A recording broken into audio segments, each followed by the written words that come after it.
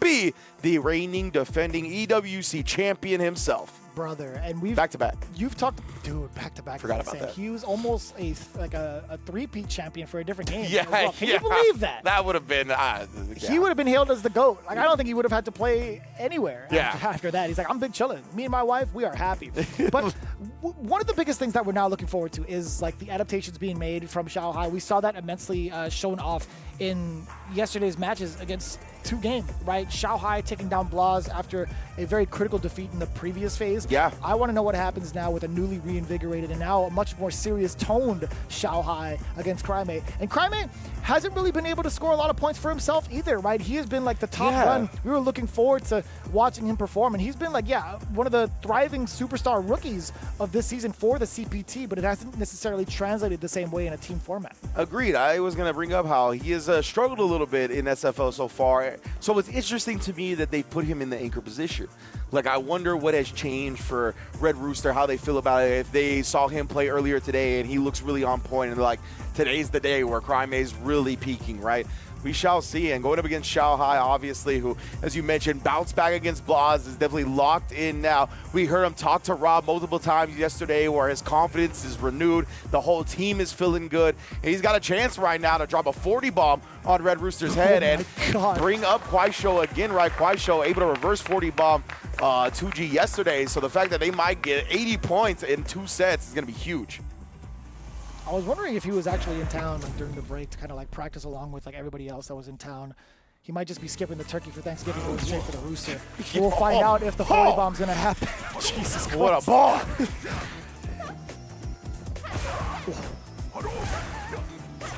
What do you do about this pressure, right? I feel like Ryu's fireballs are definitely going to be like the star of this match in comparison to the fans. Yeah, exactly right. Craime's going to have just better control over being able to throw the fireballs since, of course, without the buff or anything like that, Xiaohai's going to have to use OD or charge up the fan to actually get through the fireball. What a way to weave that offense to catching the overhead and Craime slipping with the fan bouncing right on his head.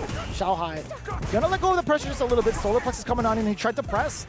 No conversion, actually. No big conversion, yeah. Yeah, there's the donkey kick starting to come out a little bit as well. We know Craime loves to harass with that option. Tries to get him with a drive rush check bait. You see some of the ideas coming in from Craime, at least up close, right? He's really trying to land the solar plexus to initiate his offensive pressure, but it's Xiaohai not even giving him a time of day. And you know what? I like that, closing in the gap from Xiaohai, asking for a little bit more pressure from his opponent. He's like, let me see if you got it like this. If I dash up while I had like a plus frame going, let's see if you actually react to me. Wow, that actually caught the recovery of staying heavy kick. I don't think Craime was expecting that either. Level 1 now, Xiaohai installed up. Craime's been showing a lot of patience. There's the solar plexus. I kind of want him to get a bit more aggressive. What a bait right there. Yeah, he's turned this around entirely. You asked for it. You looked for that exact aggression, but he also baited it out quite well from Xiaohai, looking for that ODD piece. Solar plexus yet again, standing like it, just whiffing barely. Craime has not really been able to get a lot of the spacing out against Xiaohai. Counter hits though. One more touch. Very deep roundhouse, and he knew it. A good amount of calculations being made by the young man, taking Xiaohai to math class.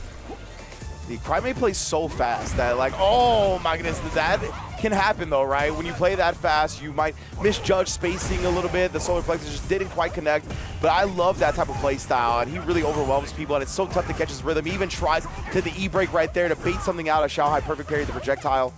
Also, Xiaohai not afraid of like the Hashogeki feints that appear right in front of him. He's still able to press the button right away. Good. I want to say like tenacity and discipline against it. Yeah, I feel like the Hashogekis are not going to be critical against Xiaohai's maneuvering and his recognition of what Craime wants to do in some of these pressure situations up close.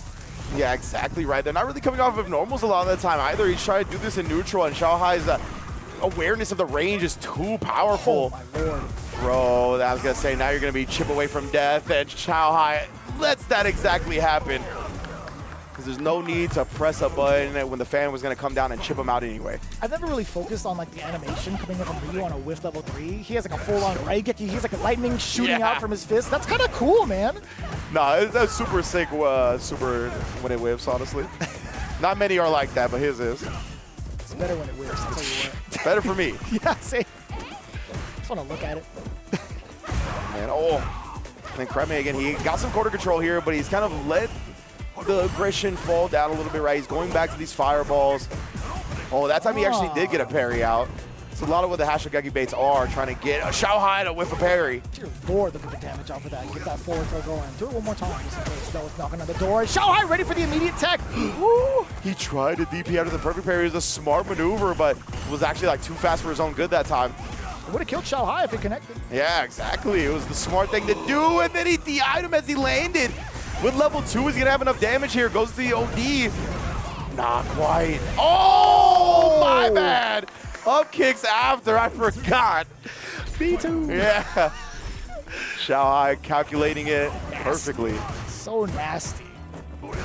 Yeah, and Craime really hasn't done a lot off of these plus frame solar presses, right? Like, there was only one time where Xiaohai tried to throw out a button that was counter hit, but never again since that moment. Man, again, using that fierce range so well.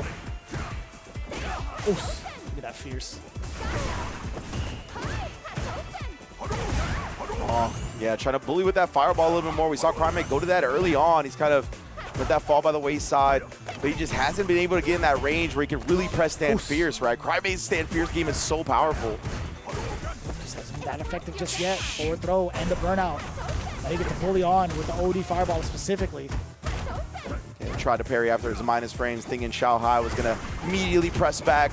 Just ended up throwing him, and man, this is a rough place to be in. Again, a replay of how the round ended previously. Xiaohai is going up 2-0. He had to do it. Yeah. There was no other option. You sit there and block it. He was going to be buffering level 2 regardless. Xiaohai was in had a clear path to chip victory.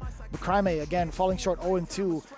Not expected coming in from the rookie superstar. But again, that's just how it goes. When you give Xiaohai a week and some change to adapt, best believe he's going to take advantage of that. You don't want to give someone like him a second chance ever. And you see it in like the overall performance of the team as well, right? These guys have been climbing up the standings thus far. KuaiShou Gaming has been putting on quite a showing.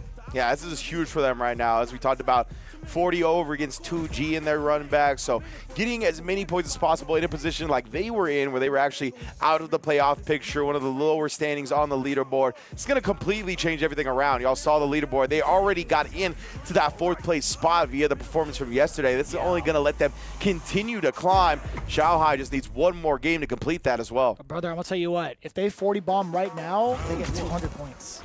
Wow, that ties them up with FlyQuest. They got them to 200 points so fast when he was able to complete this. They had 40 in the very beginning of yesterday, and they ended the show with 30 to 10. They're about to accumulate, 110 points in a matter of 2 days? That is insane. Yeah, incredible showings right now, and Xiaohai just needs one more game to complete that fate. Craime obviously looking to stand in his way. Damn, that is the second time the fireball has been perfect parried and then drive rush punished. Xiaohai is definitely looking in pristine form.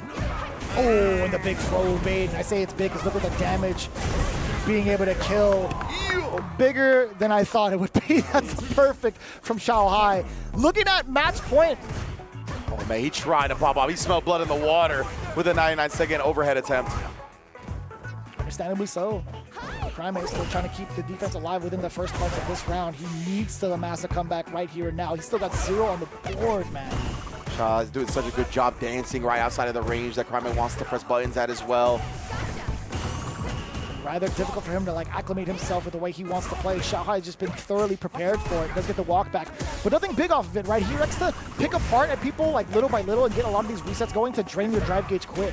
Man, and Xiaohai, he's done such a good job of adjusting his post-fan pressure. No longer just dashing in and eating stuff like perfect parry DP. Saw that up against Blas as well, but Craime's got a chance here. With very little drive gauge, he can't cancel off of a straight hit. He's going to put himself into burnout, hence why he's backing away right now, right? Exactly, but that is going to open the door for Xiaohai to start to get aggressive. He spent a lot of drive here to do it, but now he's throwing a parry.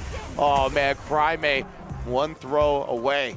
Oh, my God! No conversion. It doesn't matter. The overhead does clip. Xiaohai was so intimidating. And Craime shaking his head. He's like, dude, there was nothing I could have done. There's no way I could have reacted to the pressure he's putting on me. Yeah, like, it was one of those games where actually, I don't know if I've ever seen Craime controlled in that way. Like, you could tell, I don't know if he was in his own head trying to play super optimally or if it was a combination of that along with the way Xiaohai was playing. But it was a lot of like Craime being nervous and pressing the button as soon as he thinks Xiaohai is going to get in that range, only for Xiaohai to be walking back already and then setting up a whip punish, right? Yeah, there has been a lot of like overcommitment against like a blocked fan. It was always very steady pressure, and it was also very, very solid reads to continue on doing that. But then there were also a ton of moments where Craime had no choice, right? Yes, He's been put on to burnout so often than not. And a lot of these microtransactions that he's been doing, like off of these lights, off of some of these straight hits, he converts them into nothing. It's always into some sort of block string to kind of force a lot of drive gauge pressure rather than actual detriments to the life bar. So I feel like on top of that, like if he's not able to apply pressure off of like some of these knockdowns to pursue for Oki, you're not going to give Xiaohai a lot to fear, right? Because he's just going to walk away from the pressure majority of the time. He's willing to take some of these blocks. He does not care about that. Exactly. He's an extremely patient player, right? And he doesn't overcommit. He doesn't just try to get like the correct active defensive decision every time either, right? So, like, when you're doing the whiff Tachigekis in his face, he hasn't been parrying a lot. We saw him get caught by it, like, one time where he ended up whiffing his parry.